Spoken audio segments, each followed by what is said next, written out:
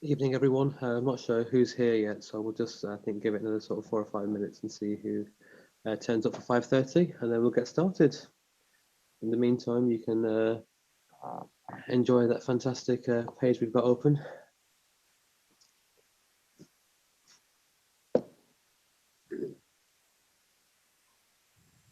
I'm not sure who's here yet, so we'll just...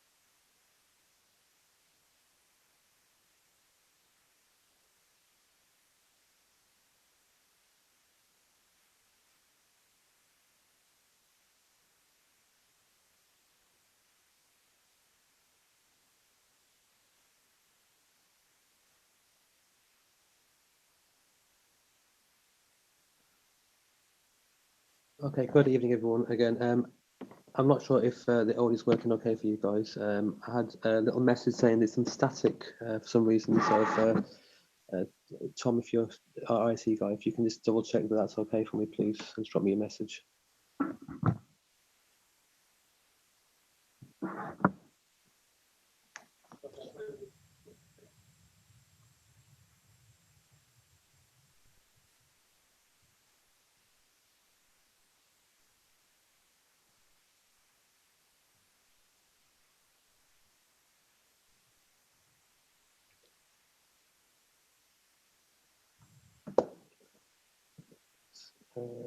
Right.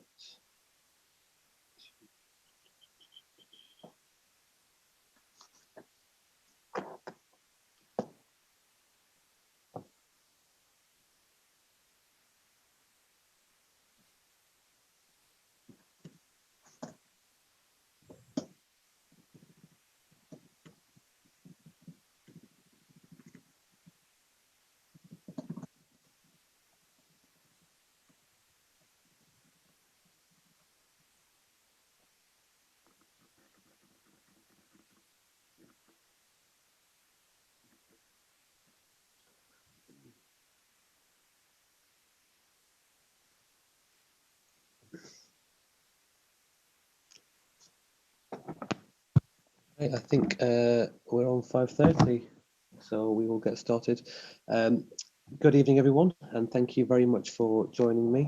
I'm not sure exactly how many people are here at the moment, to be completely honest, so I could be talking to myself, which is probably not a very good sign, really, is it? But I suppose it's a good job that I'm a psychologist and know we're talking to.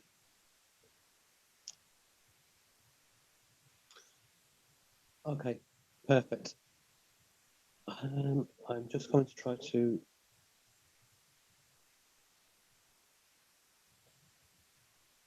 Well, I'm not sure why my microphone is actually recording me and playing it back, so I'm going to keep going. We'll take it from there. Okay, so once again, good evening, and thank you for joining me. As I said, I believe there's quite a few of you actually online now. I can see lots of things coming through, so it's a good job that I'm not talking to myself. Right, so I'm going to start off by telling you a little bit about the project and the research that I was involved with.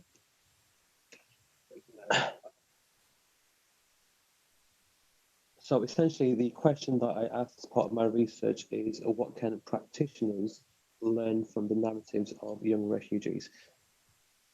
I'm a psychologist. I specialise in educational and child psychology, and I did my doctorate at the University of Sheffield. and I currently work as a practitioner psychologist in Lancashire. So if there are any questions beyond this that you want to talk about, then please feel free to get in touch with me, and my email address is at the bottom. Okay. Right, so I am going to get started with my journey to research. So I'm going to start by talking about myself, which I know may sound a little bit narcissistic, but I think it's useful perhaps to, oh, how do I mute my speaker? How to go about doing that? Okay, I hope you guys can still hear me. I've tried to mute the speaker, so I've got no feedback. Okay, perfect. So I'm going to start talking about myself a little bit to give you guys a bit of context, really, about my journey to research and what led me to doing this research project. So, starting off a little bit talking about my experience of schooling, myself coming to school here, and what it felt like growing up in that environment. So I went to school. So I started secondary school in 2001. I'll let you guys do the math. So my second week of school, essentially, there was a massive global event in the form of 9/11. I'm sure you're all aware of the implications of that. And I suppose it had long-term consequences, not only for the people that I'm talking about here in terms of the refugees, but in terms of massive kind of global impact, people up and down the country, but also around the whole world, really. So that led to a very sort of large intake of refugee and asylum seeking young people coming into school with me in my class and getting to know them as well, really, especially from obviously Afghanistan and Iraq at the time. That was really the focus of where a lot of kind of intervention was, especially given the Iraq war, the illegal Iraq war. I'm not sure if I'm allowed to say that, but one of the joys of being live is you can get away with other things really that aren't being recorded. So there we go. That's part of my experiences of working, in those communities, and I suppose where I live locally as well, there's quite a lot of refugee and asylum seeker population. So I come from a relatively small town in the north of England that has a long history of welcoming refugees and asylum seekers, and as a result of that, there was lots of kind of more well-established communities asylum seeker communities now living in Blackburn as well, really. The second part of my journey really is I was involved in some charity work over the last few years, which involved fundraising and then working at refugee camps in Greece and in Turkey, close to the Syrian border, where we essentially fundraised money, went across there, found out what was needed by these communities, by these people in refugee camps, and then we were giving out aid in terms of food, toiletries, sanitary products, all those kind of key things that were required at the time.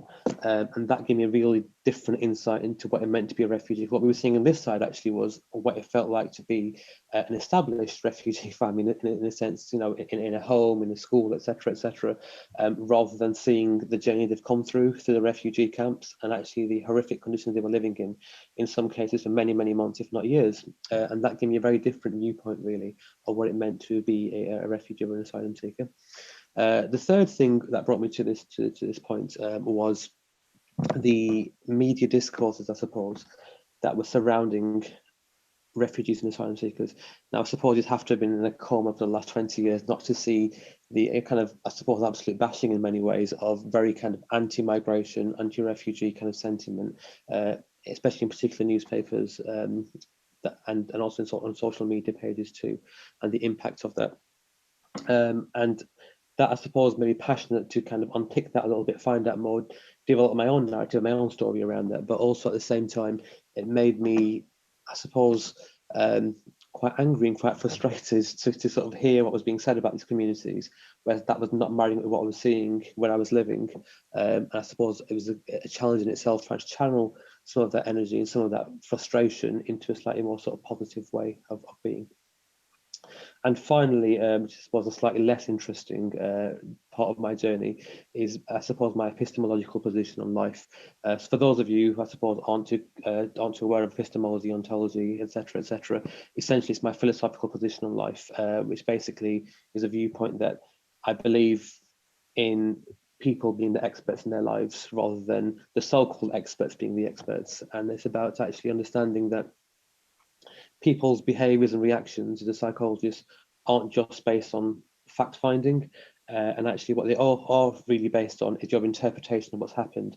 So, for example, two of you could leave a situation with very, very different viewpoints of what's happened in that situation, and we react based on our interpretation, not necessarily in the facts of what's happened at the time. And I think that's a really, really important point for us all to sort of think about as I continue with the presentation. Okay, so oh, there we go. So about the research, it's a narrative exploration, i.e. it talks about people's life stories, their narratives, their views of what's happened to them in their lives. And it was centered around young refugees. They were all aged between 14 and 17. I tried to focus on sort of 3 or 4 key areas, because obviously it's quite a big research area, as some of you will be aware who work in the field. It's about finding out what were the helping factors and what helped these young people to settle into their new lives in the UK, what were the hindering factors, what sort of got in the way on the journey, what were the media discourses around that, how did they interpret those media discourses. I suppose other psychologists are quite interested in their current identity, so how has that experience shaped their identity, so how do they feel now as a young person living in Britain with that kind of quite complex backstory, generally speaking. Okay. Some basic stats. I mean, some of these I should probably say are not entirely up to date, because the research was done a couple of 2 to 3 years ago. Some of the stats here are not from this year, they're from 2015, 16, 17, and that sort of era, really. If you want some updated stats, please do contact me. I can absolutely source them for you if you'd like. So the UNHCR spoke about the number of refugees in this country. So why is it relevant? Numbers-wise, actually quite a significant minority. So 150 to 160,000 refugees living in the UK at the moment. Around half of these are under the age of 18. And often what we do hear is the voices of the adults, and very rarely do we hear the voices of the young people who've been through those experiences. Now, the majority of them come from the Middle East, also from Asia and from Africa. Just sort of anecdotally, a lot of people seem to think that it's very much linked to where we hear about the problem at the moment. So often people link it to Syria, or to Yemen, and actually there's lots of other kind of conflicts and issues happening in other parts of the world that we don't hear about as much. We are also seeing refugees from that part of the world as well.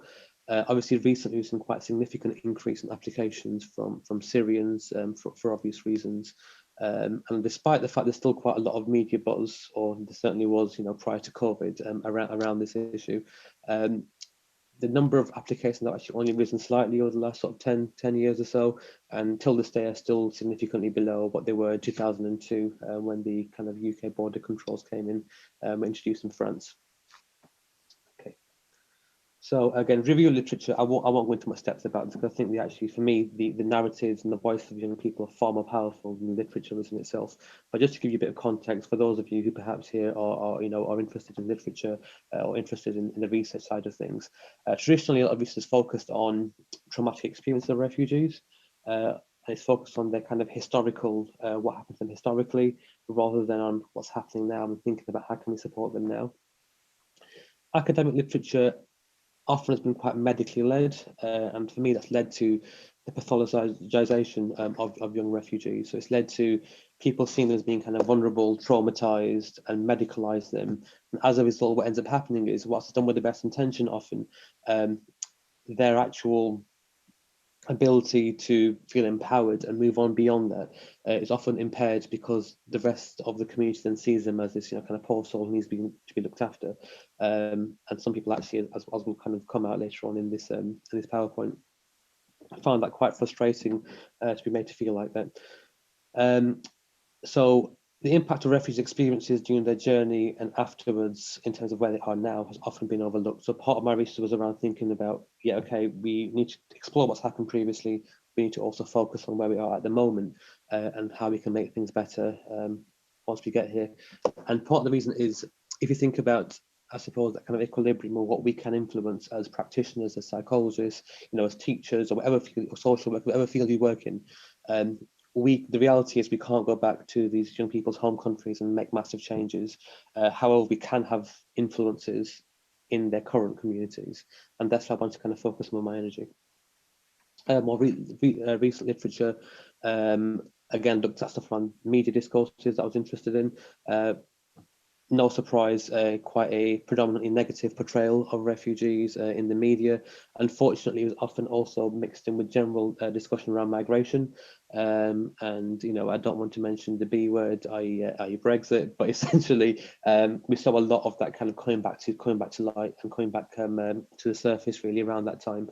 And what I actually found was there was lots of confusion between, for some people, around what it meant to be an asylum seeker, what it meant to be a refugee, what it meant to be a migrant in different circumstances really.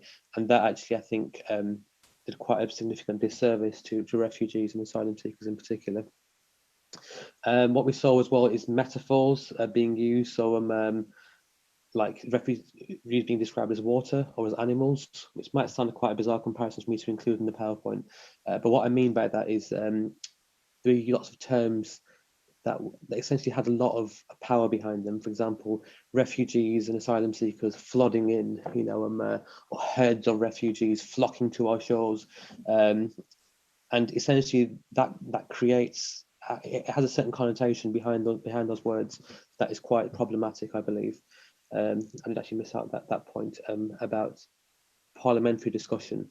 Now, not to talk or get too political, or I suppose give away my political leanings, but I think it's probably going to be quite evident from this point. A lot of the parliamentary discussion, I believe, was quite almost sort of talking the talk but not walking the walk. So there's lots of kind of more humanizing labels, but in reality, it often didn't translate into anything tangible in terms of support or counteracting or buffering negative viewpoints. And the final point there really is, I suppose, media discourses again. It's the kind of big newspaper headlines like brutal crimes of the asylum seekers, picking out a couple of things that happened and essentially just kind of focusing on that. Or Britain's £1 billion asylum bill, so essentially telling us, it was especially around the kind of the time of post kind of banking crisis and everything else, and that crash in austerity, how we were still forking out apparently £1 billion to support asylum seekers, and how we should look after our own, etc., etc. And I'm sure you've all have come across I suppose that narrative repeatedly, be it in person or online. So the method that I used in my research was young people aged 14 to 17 from a range of backgrounds. Generally speaking, the 4 key countries were Syria, Iraq, Ethiopia, and Eritrea. Used a narrative approach, i.e. sort of the stories about their lives, and used kind of interviews to do that. So I'm going to actually only focus on two key young people that I worked with. And the reason for that is I haven't really got time to go into the complexity of all the stories, but I will focus on 2. Obviously, I've given the young people aliases to see how to protect their identity more than anything. So the first one was called Danish. I've called him Danish. It's a name that we sort of came up with together, really. So Danish is a 17-year-old, or was a 17-year-old young man from Iraq. We came up with the alias Danish. We both came up with it together because Danish, the meaning of that essentially is somebody who's very bright and intelligent, and it kind of fitted with the young man that I met. He was very sort of passionate about things. Had lots of very interesting views on life, actually.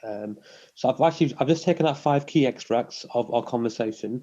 To be completely honest, the conversation with Danish went on for about 2 hours. So obviously I can't include the whole transcript. We'd be here for a very, very long time. So the first point that he made was a reflection on his reasons for being here in the UK and what happened really in Iraq prior to that. So essentially, it was kind of post-Iraq war. There was lots of obviously allied forces, the UK, US, European forces there, who were relying on local people to give them inside knowledge. So Danish's dad was essentially helping British troops and American troops to give inside information on Saddam Hussein and the regime. Unfortunately, as a result of that, what happened was there were lots of death threats given to Danish and his family. Unfortunately, he witnessed his uncle being murdered. He saw a second uncle being kidnapped. And I think at one point his dad was kidnapped, managed to escape. And then we were given lots of threatening messages after that, really. So it kind of gave me it gave me an insight into what life was like for him. Secondary point that he made in his transcript was about his reflecting of coming to the UK. So when he first came to the UK, what did that actually look like? So he came to the north of England, a sort of small town not far from where I live, and he described how before he came, he was told by the UN refugee agencies working out there that, you know, don't worry, you're safe, that everything's going to be fine. And almost, I think he described it to me as being sold like the UK would be like Disneyland, where everything's sort of happy and, you know, and he'd have a great time. But in reality, when he came here, he described his first or second day, I think it was, of moving into his new house. He described it as being quite a I think quite a dirty neighbourhood with lots of junk everywhere.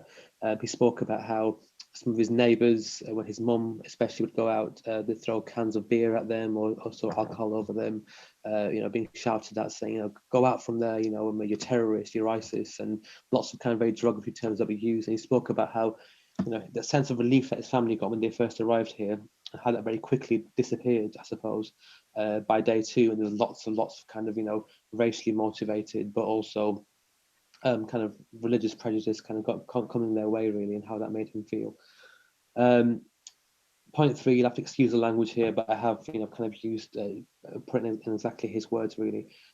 He spoke about that real confusion, I suppose, between positions of authority. So when he was in Iraq, you know, how somebody who was in the police force, you were the army, there was kind of a lot of respect towards you. Whereas when he came here, he was told, if anything goes wrong, call the police, they'll sort things out.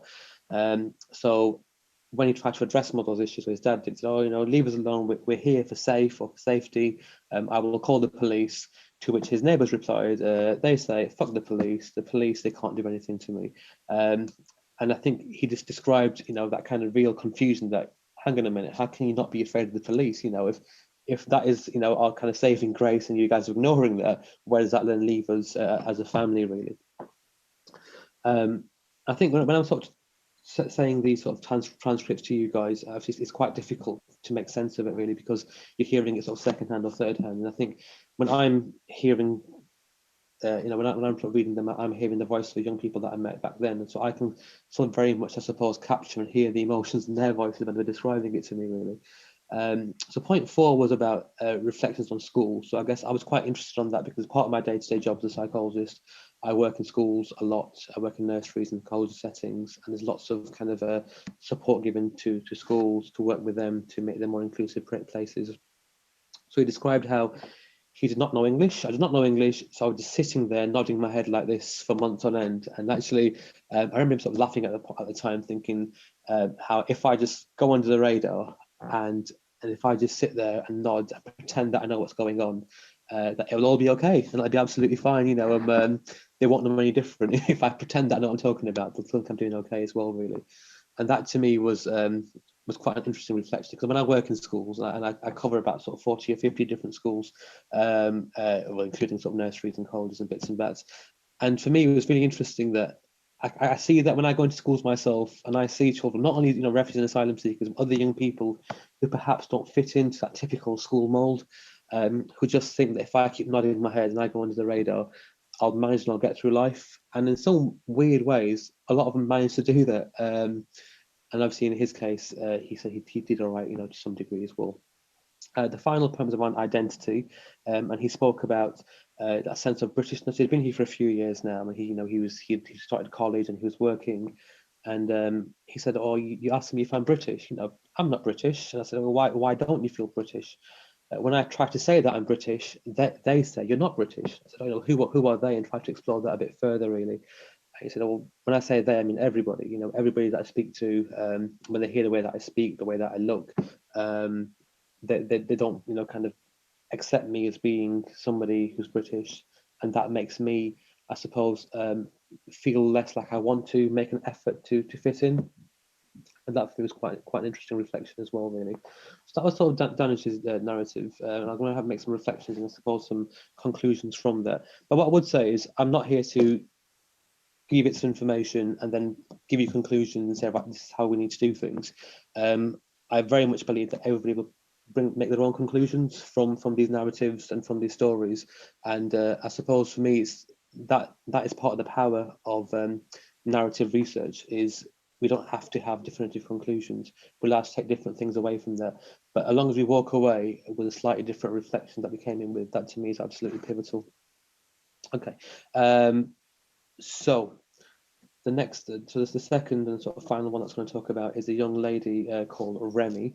So I want you to have a think about Remy. So Remy, to give you a bit of context, Remy was quite a whirlwind, let's say. She was quite a character. I think she was 13 or 14 when I met her.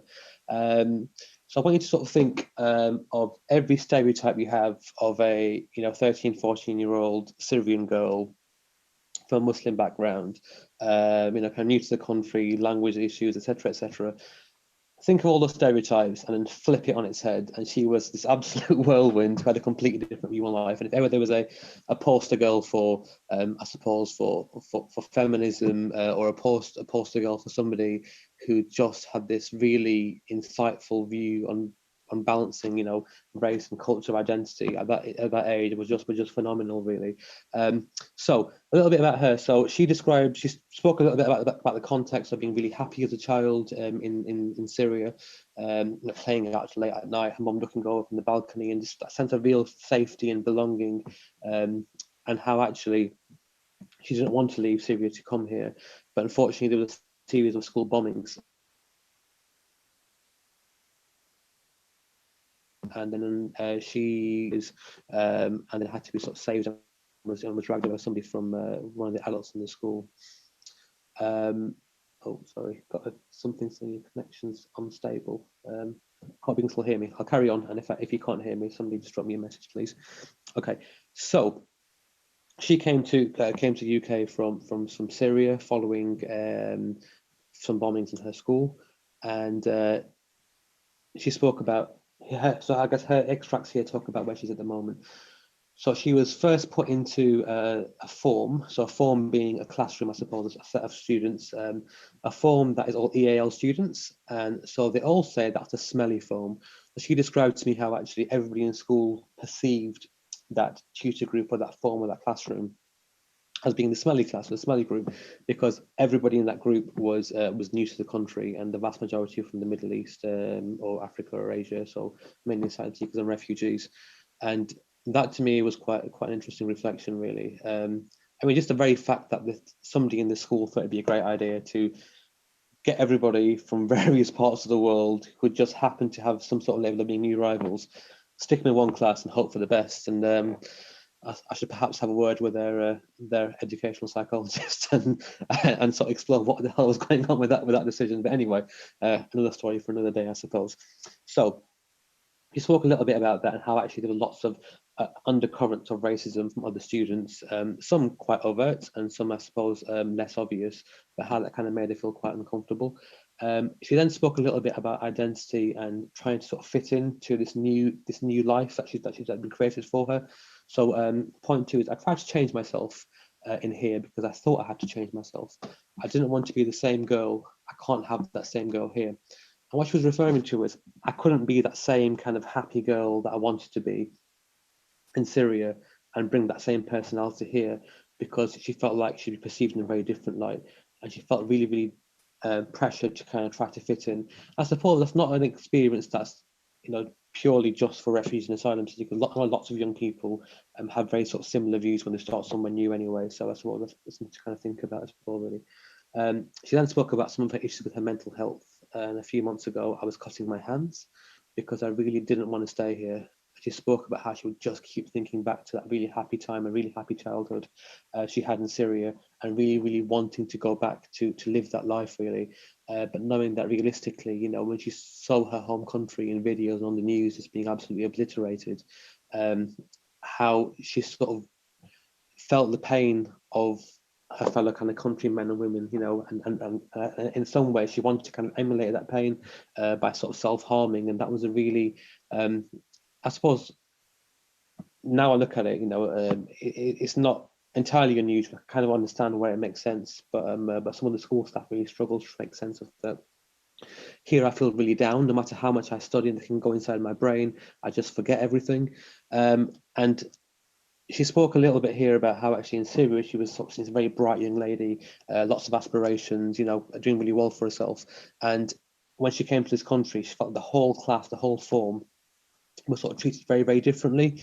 And it was almost felt as though that because they have a language barrier, that they're therefore less bright. I just spoke about feeling, I I suppose, undervalued, but a real lack of aspiration from school staff towards that group of people. That as long as we get them through school, that's the main thing. And there was no aspiration, to do anything with their lives, become members of society who are contributing, have jobs, have an education. And that was really, really frustrating for her. Okay. Probably haven't got time to go into the last point in much depth, but so I'll move on to, I suppose, analysis and key findings. So obviously there were lots of different narratives that took place, and I haven't been able to capture all of them, I suppose, in this presentation. However, 5 key themes that emerged from the research. One was about overcoming war and that threat to life with resilience. And now actually, although there were some challenges and there was some, kind of self-harm that I've spoken about with Remy, generally speaking, a lot of young people were quite resilient to that. And actually, when they spoke about day-to-day issues in their school life and, issues of kind of racism, etc., or wherever it was, they were actually quite resilient to that and perhaps less affected by, kind of strong racist comments or, Islamophobic comments than perhaps, I was as a young man growing up in this country, because I didn't have those really horrific experiences, in my childhood that built that resilience up for me. The second thing that came about was language being a really integral part of resettlement. That actually, for both Remy and Danish, they were the only English speakers in their family, and their parents, had lots of their own concerns and mental health, etc., as a result of that. And essentially, they were their family's only, I suppose, a way of contacting authority figures, speaking to any services, because language is a massive, massive problem for them. And they spoke about how actually, a lot of the interpretation services weren't always that reliant either. So as a 11, 12-year-old, not only sort of navigating yourself around your new life, but you're also then becoming an interpreter for your family and trying to unpick really complex, services in this country, with English being a second language, experience of racism, which I've spoken about already in quite a bit of depth. Point 4 is on kind of cultural assimilation and transculturalism. So I suppose it's about the idea of how do I maintain an aspect of my culture from my home country whilst trying to assimilate to my new culture. And I suppose it's not something that's entirely alien to lots of kind of migrant families in this country, but obviously it's then kind of exacerbated by all the additional complexities that we've been talking about, and also that notion of whiteness and actually what it meant to be British in some ways is quite different to what it means to be white and British. And I think some of the areas that these young people moved into, what ended up happening was they were often put into kind of areas that had very sort of, I suppose, cheap housing, and lots of kind of very sort of typically, I suppose, very white working class areas, lots of kind of other often complexities and social issues. And then I suppose what then they were taught was being British was very different from what they were seeing. So examples that a couple of others gave to me were around, we'd go into school and there'd be like things around British values everywhere, around democracy and freedom and respect. And for those of you who work in schools, you'll see that in every kind of school wall that you go to. And then the real kind of what they were seeing in terms of actual Britishness in their communities was completely the opposite of that, and actually how it was kind of real disconnect that they were feeling. And the final point was around kind of evolving refugee identity and what it meant to be a refugee and how it's slightly different to just being a migrant in general. So implications for practice. So what do we need to do? As I said to you can draw your own conclusions from this, and I think it's part of a much bigger project. And I am working on writing a book chapter around this, which will kind of, I suppose, go into more depth around it. For those of you who are interested, feel free to get in contact with me. So it's about having an awareness as a practitioner, I suppose, about the needs of refugees, and taking that time to really get to know their stories, not making assumptions that you are the expert in their life just because you've got a degree or a qualification or or whatever it is next. And I feel the same with myself. Despite the fact of all the experience that I've had, I am still by no means an expert in the field, and I absolutely got lots to learn from them. And I actually wanted a couple of them to ideally, kind of co-host a webinar with me today, but unfortunately it wasn't going to be feasible. Second thing is around focusing on language and the importance of language. A lot of the time we talk about just being thrown into a school setting and almost like I suppose, like a duck, kind of underwater, is paddling away, trying to make things work, but not having the language skills to really connect with people that are new to their communities. Point 3 is about kind of countering negative media and social discourses. So yes, we know they exist, But as general, as people in society, as practitioners, as teachers, as social workers, realistically, what actually are we doing? Or do we counteract that? Do we buffer some of those views? Do we sort of say, yeah, okay, I'm sorry you have to read that or see that, but we've got other things to focus on, And in my experience, a lot of it is that. It's very much, I'm sorry you had to go through that, but we've got X, Y, and Z to get through. And I think sometimes it's quite demoralizing for a lot of these young people to then feel like their voices aren't heard. And again, as a psychologist, what's the wider implications in terms of what displacement means as a psychologist? Okay, and final thoughts. I suppose for those of you who work with refugees, it's about being very sensitive in the way that we speak to people, trying hard to avoid re-traumatization. And in my experience, what often happens is the children with the most complex needs often are left to then go and work with the least qualified staff, especially often in school settings. It's people who've had less experience, but they just the child's struggling, go work with them, and there is often that risk of re-traumatization, and we've got to be really, really careful about making sure that people who are working with them have got the appropriate training for the young person's safety, but also for the safety of their practitioner too. It's about, I suppose, with refugees, that hidden humanities, and to me, it's one of those groups of people that unfortunately very rarely are their voices truly heard. I suppose our role isn't to just tell their stories on their behalf, but it's to be that kind of the person holding the megaphone, to allow them to have their voices to be kept intact, and you're just supporting that, you're facilitating that.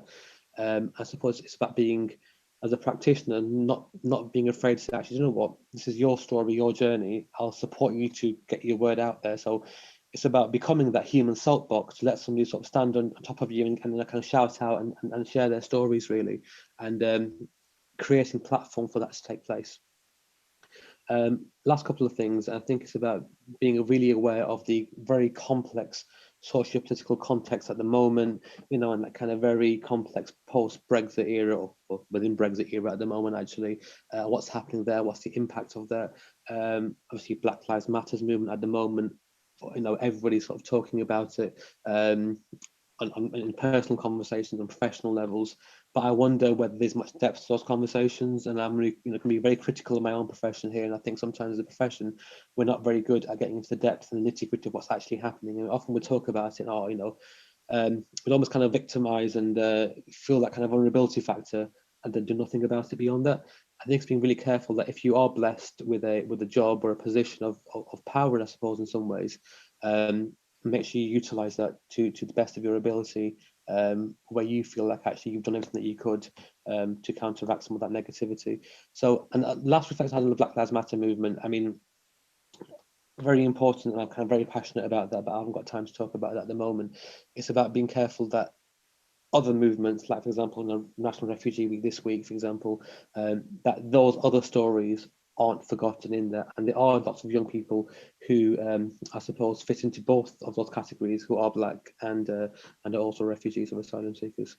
I think that is my final slide. So thank you very much for listening. I'm not sure if anybody's still there.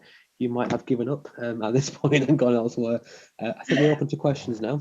We've got a few minutes, so I can see a few have come through. Yeah, thank you so much, Jawad. That was really interesting. Screen. Perfect. Hi. So thank you so much. That was really interesting. So I've got 5 questions that have come through so far. First question from Sarah: is there any way we can access your research reports? Yes, at the moment, the sort of different ways of, I guess, processing your research. A lot of people tend to publish their research journal articles. I've purposely tried to steer away from that at the moment, and I recognise that actually lots of people who do a PhD or a doctorate like to kind of publish into a research journal and kind of go into that research field. I'm a practitioner psychologist. I suppose I'm less concerned about getting my work published in that way. And my slight concern with that is sometimes the voice of those young people gets lost when you try and focus it into 5,000 or 6,000 words. So I'm actually currently working on writing a book chapter as part of a wider book around illuminating young people's voices and making sure they've got a voice, you know, kind of in the university sector, but also beyond that as well, really. So when that does happen, you're welcome to access that. My email address can be sent out if you want to contact me separately to talk about where that is. You're welcome to do that. There's another question. Oh, sorry. I think somebody's asking a question through voice, but I can't hear you.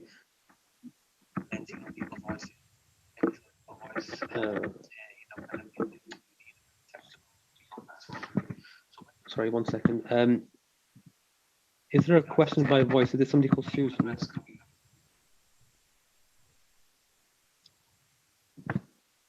another question. No, I'll just go with questions that are written down. Sorry, because I've got an issue with the speaker. So Rena, thank you for the talk.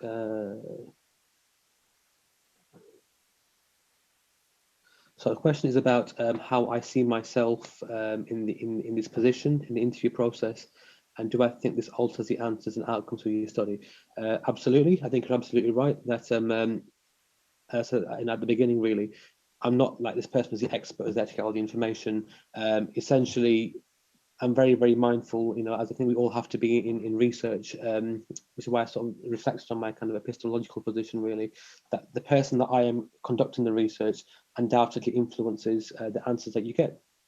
So every time that so if, for example, somebody else had done the research who themselves might have been a refugee, would they've got slightly different perspectives?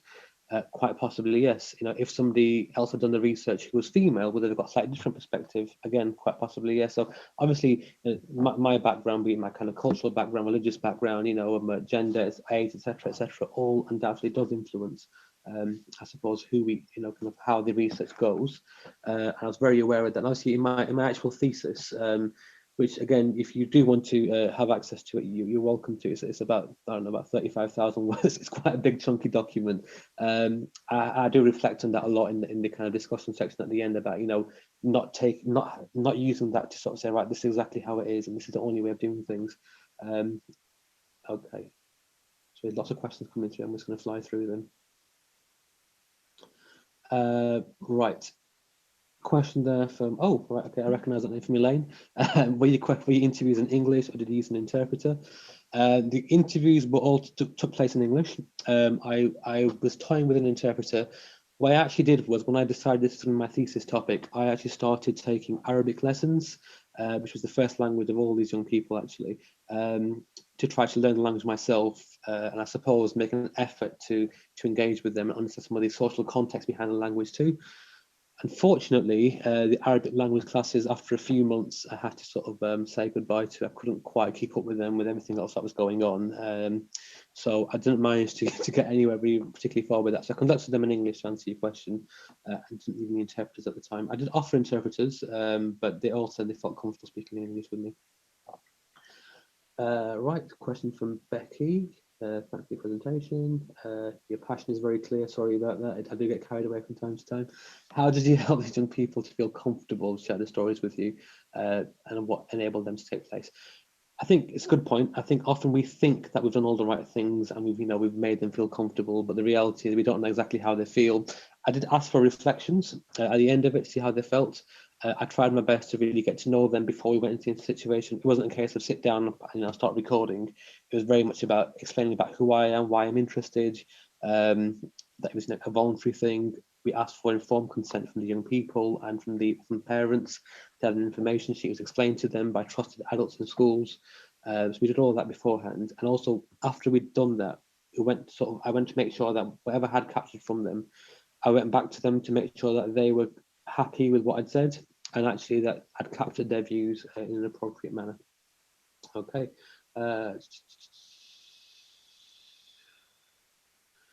Okay. Oh, anonymous question. I like this. It sounds very exciting. It's refreshing to see that these people appear very resilient. However, what do you think about the selection bias of your sample? Do you think there are other people who are less resilient and perhaps more negatively impacted with their barriers to accessing the research? So, absolutely, I think you're absolutely right. I think there are young people who perhaps would like to share their reviews but don't feel comfortable doing that. And the reality is, you can, and I've reflected this a lot more, I suppose, in my full sort of writing for my thesis.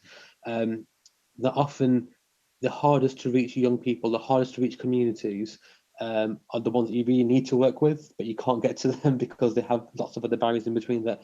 I did try my best to kind of break down some of those barriers and get kind of key adults who they're trusted to get in touch with them to do that. But unfortunately, you can't capture everybody's story. Everyone's going to have their own views.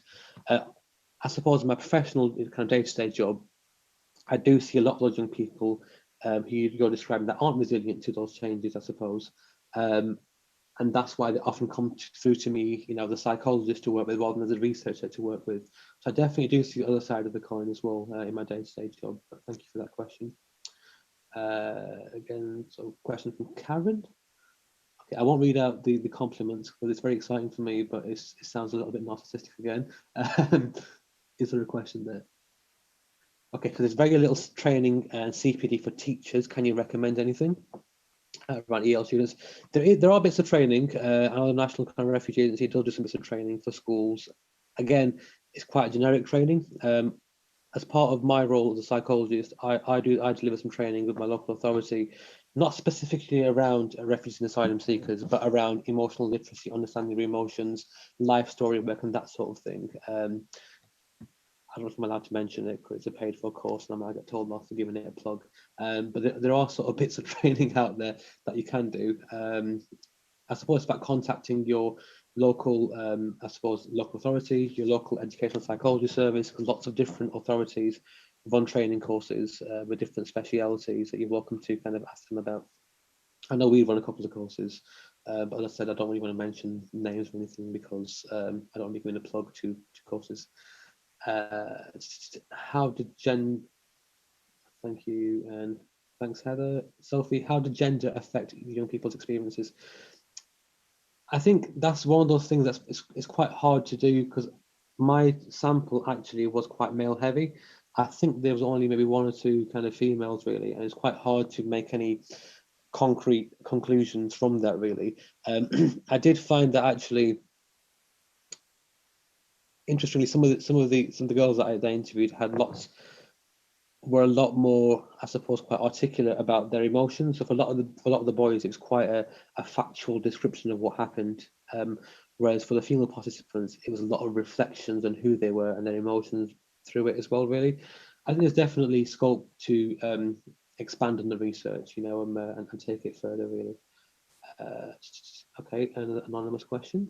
Not sure whether to be scared of that or to be thankful. I was thinking about your job role as an educational psychologist. What can ed psychs do to make systemic changes towards inclusion for refugees, BLM children, etc.? Very, very good question. I had a very similar discussion with my manager last week, really. And I think for me, the first step is recognition, that time to stop and reflect as an individual, but also collectively as a community, as a service, as practitioners. I think lockdown has been fantastic. It's been a blessing in disguise in many ways. It's given me a bit of time to stop and reflect and actually, kind of who I am, what is my role, as a practitioner. Am I fulfilling my role? Am I utilizing the power inherent in my job role to make those systemic changes? And to be completely honest, I don't feel like I think we are to some degree, but I don't think I entirely am. And I'm really, really keen, over the summer when sort of schools are closed, to spend some time, within our service to think about that and think about actually, do we really advocate for that? Are we too busy in our day-to-day jobs and individual casework to reflect on wider systemic issues? And I think the Black Lives Matter, kind of the whole thing there, really, I think it's been a really powerful tool to get people to almost force you to think about it, because you can't hide away from these issues anymore. I think for a long time, lots of people have sort of done the whole, yeah, I get it's a problem, and I'm sorry to hear about it, but I've got a job to do. Not in those exact words, but essentially that's how it's felt for a lot of people, I think. I think we need to really think about our role, and when you are blessed with a job where you have got, inherent power in that job role, how do we utilize that in a more appropriate way? So sorry to, I suppose, not be able to give you a concrete answer, but I suppose if you are, an ed psych working in that job role, you're welcome again to contact me. We can have a discussion about that.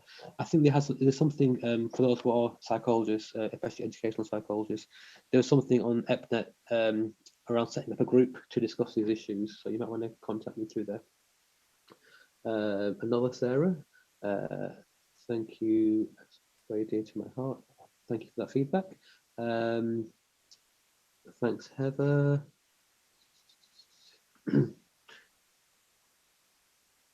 Is there anything in your research about how young people related to things as being their own? Yes, and having lost things, that hold and panic, absolutely.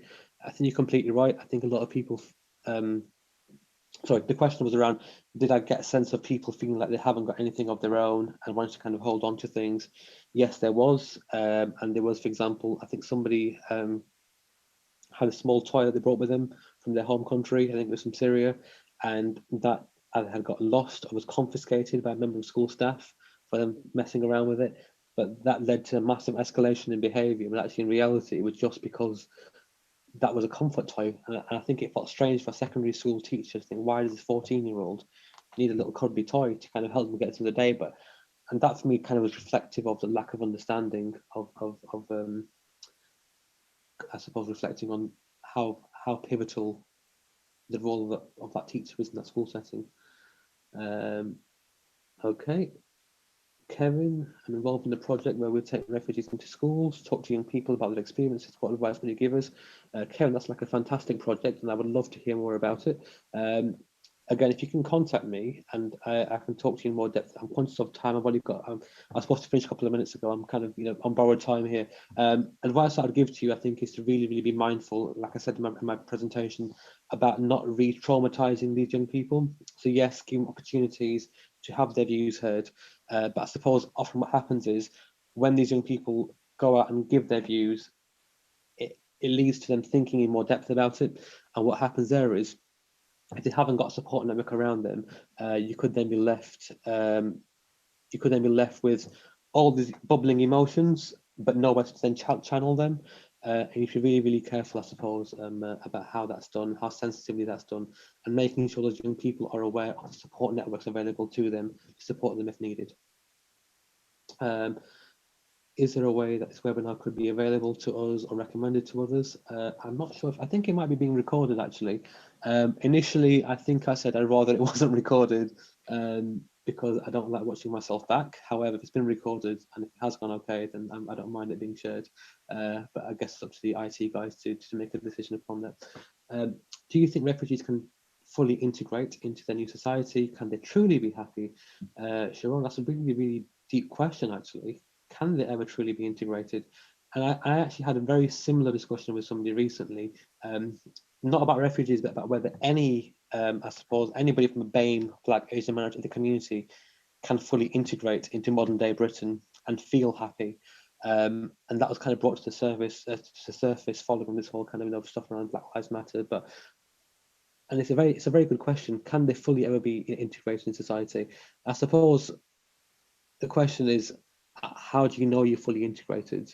And I suppose happiness itself is quite a subjective tool as well. So when you could be happy one day and not the next, it's a different point as well, really.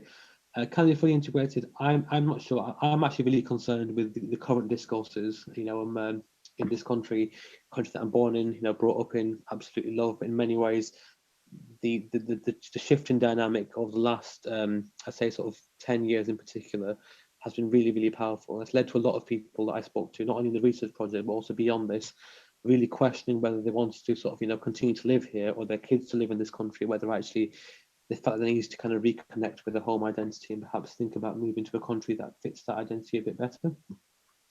A question from Amar. How can teachers or youth workers better support children from war-torn countries, their well-being and mental health? Again, a very good question. I think having, being a teacher and a youth worker and a social worker, I completely understand that actually there's lots of complexities there. And I think really what we need to do is to make sure we're not working in isolation. I think one of the key problems that I see day to day is you have lots of people who have the right intentions, but unfortunately end up working in their own little bubble trying to do the right thing. And there's a very little kind of connectedness. So I would say take a step back, try to find out what's currently happening, locally, but also nationally to support these people. And actually, that joined up approach to me is really, really helpful, because sometimes what happens is you've got, and I see a lot in my workplace, you have somebody from CAMS, mental health services, working with a young person, I then get involved, and the school's involved, and then you've got social workers are involved, and then you've got 4 or 5 practitioners with the best intention in the world that are just asking the same questions over and over again, and actually we run that risk of re-traumatization. So to takeaway point really is to kind of make sure you're aware of who else is involved with that young person or that family, and you work to a joined up approach. Phil, I think it's pronounced Phil. How have you found life story work with young asylum seekers, refugees? Has it been positive?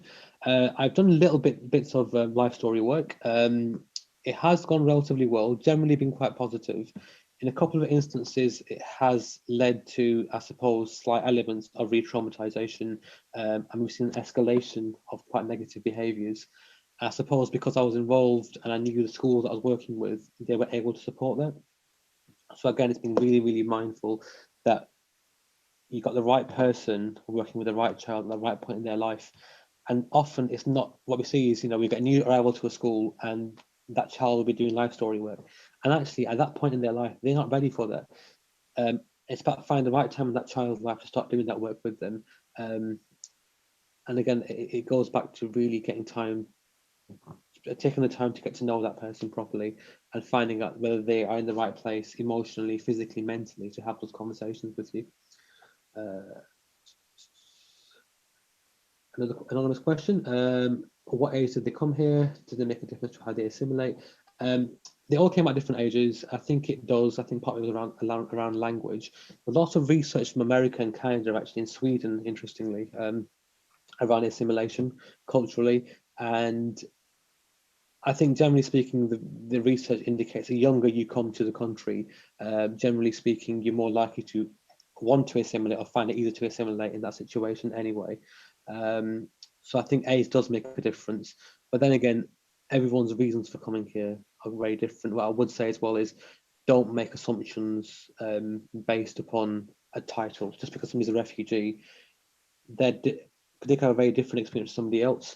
And I think the idea that the previous school had of just sticking everybody who was new to the country in the same tutor group was probably quite a bad decision in hindsight, really. Because actually, what we're seeing in my work in refugee camps too was lots of refugees from different parts of the world, and actually within those communities, for example, a lot of the kind of Kurdish community and the Iraqi community, there were often lots of kind of internal problems, and actually having them together led to more complex problems rather than solving issues. It created bigger problems, and actually it's looking beyond the label of what it means to be a refugee and really taking the time to find out the historical context of what it means, of what led to these countries having social issues there in the first place. How do you explain that your study came to be male heavy? And just conscious of girls being left out. Absolutely, it's a very important point. I actually I had to recruit young people for the study. I had to contact local refugee asylum seeker support charities. And they contacted, I think, an equal number of boys and girls. Unfortunately, the ones that we got back who were interested in doing the project, generally speaking, tended to be there were more men. I'm not entirely sure why that was, to be honest. And I suppose when I do some work beyond this, I'll hopefully get a chance to explore that a little bit further. Yes, I unfortunately haven't got an answer to that question. Right.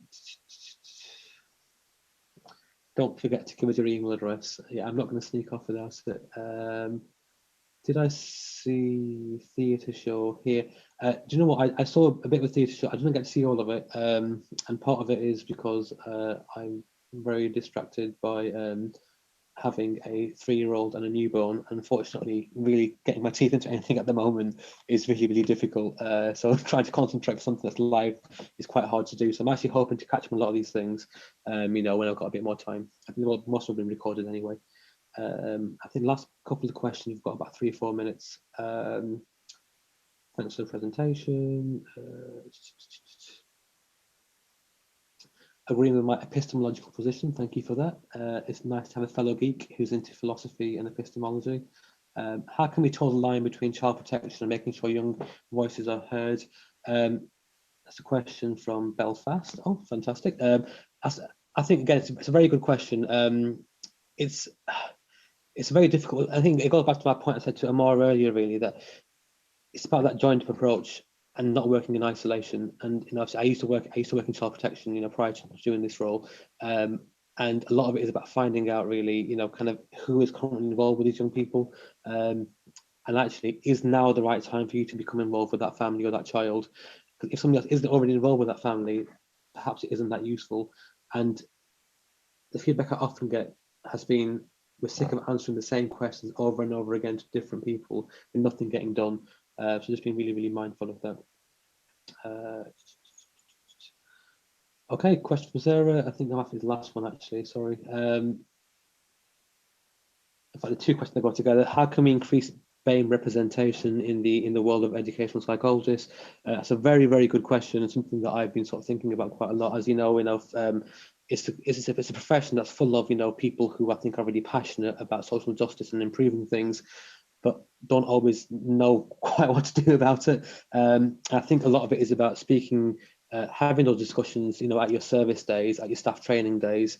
It's about reflecting on who you are, the practitioner, and actually, how you influence the conversation.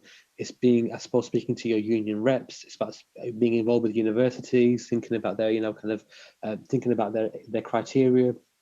I mean, there's lots of research, and I won't get into it, around that looks at universities and how they interview, how they select people, and there's lots of kind of strong evidence that indicates lots of kind of racial bias and prejudice underneath that, based on people's gender and ethnicity, and in particular. And I think it's a wider question, I suppose, beyond this, but it's definitely one to have. Looking at the definition of integration.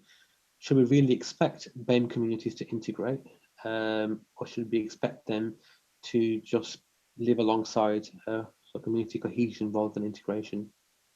Oh, yes, that actually reminds me of what's his name? Somebody who did a race relations this bit of research recently, and also a comment by our former Prime Minister Theresa May about how actually particular communities, especially the Muslim community, are often seen as I suppose, a community within a country within a country, or a state within a state. I think the term that was used, and actually is cohesion the way forward rather than assimilation. Personally, I think in an ideal world, yes. I think, however, given the current socio-political discourse in this country, I think we really, really struggle to push back the idea of needing people to integrate. So I live in this slight fantasy world where things are all hunky-dory and unicorns and rainbows, but unfortunately, life isn't quite like that. There are some more questions coming through. Yes, thanks for that. It was Trevor Phillips who did the race relations thing and spoke about the Muslim community being a state within a state or something like that. I'm really sorry, guys. I've gone 15 minutes over and I will get told off. Email address. I don't know how to send it out. I can just put it on here, I suppose. I don't know if you all get this message. But I'll put it on here anyway. In fact, actually, if I go back to my thesis and share the page. Oh God, right, I'll just type it, it might be easier. This is my work email address. I'm sure my boss won't mind me sharing that. As long as I plug our service, our fantastic educational psychology service at Lancashire. For those of you who are looking who are recently qualifying soon, please feel free to get in touch and discuss it in general. Yeah, I think I'll leave that there. Thank you very much, everybody. I'm not sure who's still online, if anybody's still here, but thanks for everybody who came today, and I really appreciate it. I'm not sure how to leave now, but there we go. I think somebody has to end it on my behalf. So thanks everyone, take care, bye.